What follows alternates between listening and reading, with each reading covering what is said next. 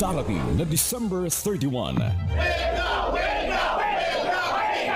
Sa kahuli-hulihan ay asahan ninyo, wala na pong extension yung modernization. Hindi pa sila nakontento. Tinanggalan na nga nila kami ng prangkisa, kukunin pa nila yung jeep. Muli nating tunghayan mga issue na pinag-usapan ngayong taon. Ito na po ata ang pinaka-corrupt na budget sa history ng Pilipinas.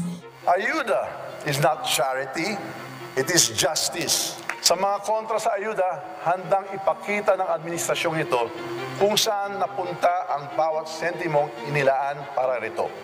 Muli nating tunghayan mga issue na pinag-usapan ngayong taon. May kinausap na ako na tao. Sinabi ko sa kanya, kapag pinatay ako, patayin mo si BBM, si Lisa Araneta, at si Martin Romualdez. No joke, nagbilin na ako, ma'am. Pag namatay ako, sabi ko, huwag ka tumigil hanggang hindi mo mapatay sila.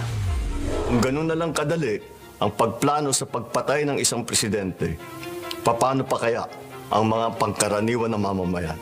Yang ganyang kriminal na pagtatangka ay hindi dapat pinapalampas. Yan ay aking papalagan.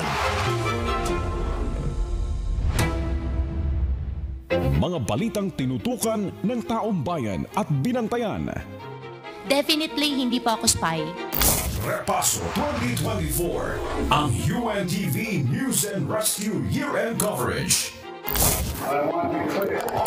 The United States Defense Equipment Command and to the Philippines are ironclad.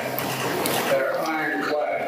Salamat po sa lahat po na nagdasal po sa amin at sumuporta. Live ninyong mapapanood sa UNTV 37 at sa official YouTube channel ng nag-iisang public service channel ng bansa.